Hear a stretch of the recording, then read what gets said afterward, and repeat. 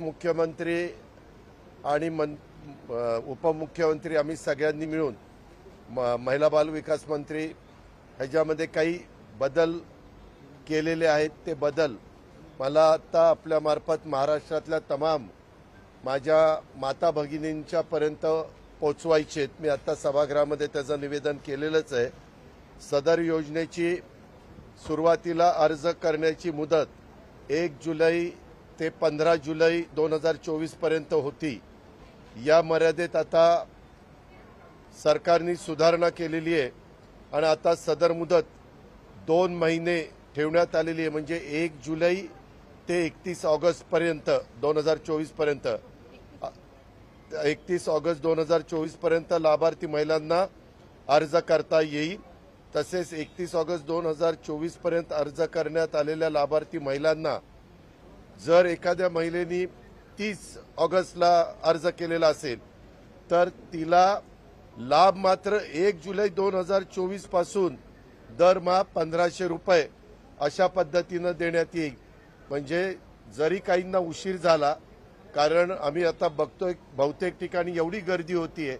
आमदारांनी पण सांगितलं, अनेक मंत्री महोदयांनी सांगितलं की गर्दी जास्त होती। महिलांना असं वाटतं की 15 दिवसात आपलं नाव तिथं गेलं पाहिजे, त्याच्याकरता तिथं गर्दी होऊ नये, त्यांना तिथं त्रास होऊ नये, याकरता खबरदारी म्हणून राज्य सरकारने हा निर्णय घेतला। या योजनेमध्ये पात्रतेमध्ये देखील अधिवास प्रमाणपत्र आवश्यक असल्याचं नमूद करण्यात आलं होतं। आता लाभार्थी महिलेकडे अधिवास प्रमाणपत्र उपलब्ध नसेल, त्याऐवजी 15 वर्षापूर्वीचं तिचं रेशन कार्ड असेल किंवा मतदार ओळखपत्र असेल किंवा शाळा सोडल्याचा तिच्याकडे प्रमाणपत्र असेल किंवा जन्म झाल्याचा दाखला असेल, यापैकी कोणतेही ओळखपत्र हे प्रमाणपत्र ग्राह्य धरण्यात येणार आहे। त्याच्यामुळे तो एक त्यांना रिलीफ मिळेल। आणि मागे आम्ही या योजनेमध्ये 5 एकर असणाऱ्यांनाच ही योजना द्यायचं असं ठरवलेलं होतं, परंतु 2.5 लाखाची अट आहे, पण 5 एकराची अट काढून टाकली। कारण आपल्या महाराष्ट्रात जिरायत भागामध्ये काहींचं 7 एकर 8 एकर क्षेत्र असतं, पावसावर अवलंबून असतं, त्यांना उत्पन्नही जास्त मिळत नाही। म्हणून आता ही 5 एकर शेतीची अट देखील वगळण्यात आलेली आहे। सदर योजनेचा लाभार्थी महिलांचा वयोगट आम्ही सुरुवातीला सांगितलंय ते वय वर्ष 21 ते 60 होता, आता वय वर्ष 21 ते 65 वर्ष वयोगट करण्यात आलेला आहे। त्याच्यामुळे हा एक बदल करण्यात केलेला आहे। आणि विशेषतः महाराष्ट्राची बॉर्डर आहे, त्या बॉर्डरवर जे आमचे महाराष्ट्रीयन लोक राहतात, त्यांनी जर शेजारच्या राज्यातल्या मुलीशी लग्न केलं तर काही प्रश्न निर्माण होऊ शकतात। म्हणून परराज्यात जन्म झालेल्या महिलांनी महाराष्ट्रातील अधिवास असणाऱ्या पुरुषाबरोबर विवाह केला असेल तर अशा बाबतीमध्ये त्यांच्या पतीचा जन्मदाखला चालेल, त्यांच्या महाराष्ट्रामधल्या पतीचा शाळा सोडल्याचं प्रमाणपत्र चालेल किंवा अधिवास प्रमाणपत्र देखील ग्राह्य धरण्यात येईल। त्यामुळं त्यांना तिकडनं ते दाखला वगैरे आणणं ह्याच्यात जो त्रास होणार आहे तो त्रास ह्याच्यातनं कमी होईल।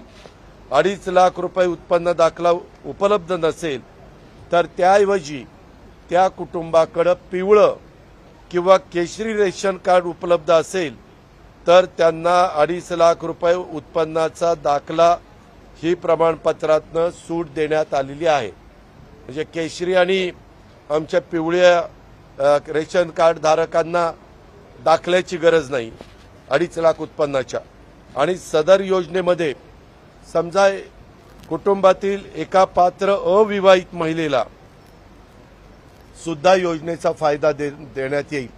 म्हणजे जी पत्नी असती ती 21 ते 65 वयोगटातली असली तर तिला तर फायदा मिळणारच आहे, परंतु जर त्या पत्नीला 22 किंवा 23 वर्षाची मुलगी असेल आणि ती त्या घरातच राहत असेल तर त्याही भगिनीला आम्हाला हा फायदा द्यायचा, ह्या योजनेचा लाभ द्यायचा।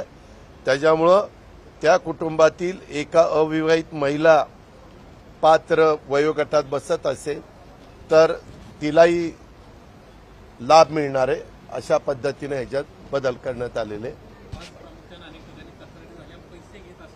त्याबद्दल सभागृहात सांगितलेलं आहे, कुणालाही एक पैसा देण्याची गरज नाही. थोड्याशा आमच्या महिला घाबरलेल्या होत्या, 15 जुलैपर्यंत आपला अर्ज गेला नाही तर आपलं कसं होणार. आता तर 31 जुलैपर्यंत दिली, 60 दिवस आहे. आणि जरी यदा कदाचित तिचा अर्ज हा ऑगस्टमध्ये मंजूर झाला तरी देखील तिला जुलै आणि ऑगस्टचे 3,000 रुपये त्या ठिकाणी मिळणार आहेत. आणि हे साधारण आम्ही 15 ऑगस्ट ते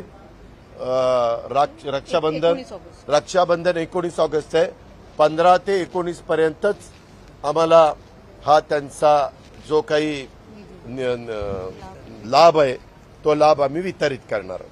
दादा, या योजनेच्या अटी सरकारने पहिल्या निश्चित केलेल्या होत्या त्या आता शिथिल करण्यात आलेल्या आहेत. त्यामुळे विरोधकांनी जो आरोप केला होता की लाभार्थीची संख्या कुठेतरी घटेल, त्याचा फायदा आता कशापर्यंत? ह्याच्यामध्ये लाभार्थी वगैरे काही नाही. आम्हाला खरोखरीच आमच्या मातेला, भगिनीला, आमच्या मुलींना ह्याचा लाभ द्यायचा होता. परंतु एखादी नवी योजना आली तर पहिल्यांदा निर्णय घेताना काही त्याच्यामध्ये त्रुटी राहतात. आमच्या लक्षात आलं, आमच्या महायुतीच्या अनेक आमदारांनी ही अडचण सांगितली. त्या खात्याचे मंत्री आदिती तटकरे यांनी हे प्रश्न निर्माण झालेत असं सांगितलं. त्याच्यामुळे आज मुख्यमंत्री, दोन्ही उपमुख्यमंत्री आणि महिला बालविकास मंत्र्यांनी ठरवलेलं होतं की सगळ्या अधिकारी वर्गाला घेऊन ह्याच्यात काही चेंजेस करायचे. ते चेंजेस केले, ते सभागृहामध्ये आपण तिथं सांगितले, तिथं फ्लोअरवर आणले आणि तुमच्यामार्फत महाराष्ट्रातल्या चांद्यापासून बांद्यापर्यंत तमाम माझ्या मुलींना, माझ्या भगिनींना, माझ्या मातांना हा सगळा निरोप पोहोचवण्याचा आमचा प्रयत्न आहे.